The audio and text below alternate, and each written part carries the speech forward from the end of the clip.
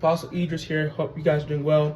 Briefly, I will just touch on this. I'll touch on this in a few weeks. I was asked a question this week concerning disfellowship.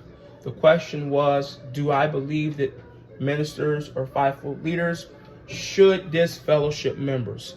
I'm going to just give you the simplified answer. I'm not going to go too deep in it. I'll go deep in it a few weeks from now. The answer to the question is no.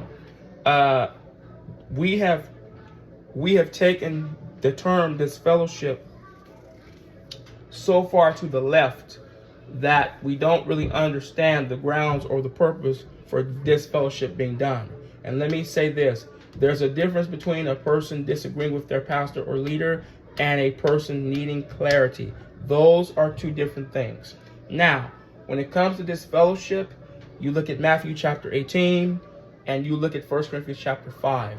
Matthew chapter 18 is referring to if there's an issue and the two individuals cannot get it straight, they bring in a neutral person, a person that's not biased, a person that doesn't like either party, to try to get it straight. If they don't get it straight, then they go to the church or they go to the ministry. If they go to the ministry and the ministry's present and they still can't get it right, then at that point that individual can be disfellowshipped. All right. 1 Corinthians chapter 5.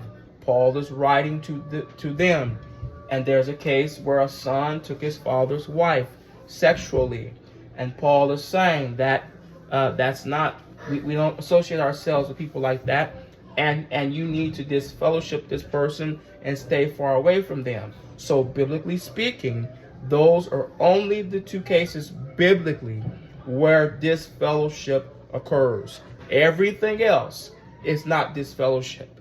So we have to be careful that we don't be so far to the left or to the right to the point to where we miss the bigger picture. And let me say this last thing. Disfellowship is an attempt to try to restore the person or the individual. But oftentimes, as we know, it doesn't always end that way. So to answer the question that I was asked this week, no, I do not believe the fivefold leaders should disfellowship members. I'll wrap this up by saying one of the main, and this has just been an observation since I've been doing online ministry, one of the main reasons why people leave the church is because of that minister, that shepherd, that pastor, that bishop, that apostle, that angel of the house. And that's why 2 Timothy says, in a great house there's vessels of honor and dishonor.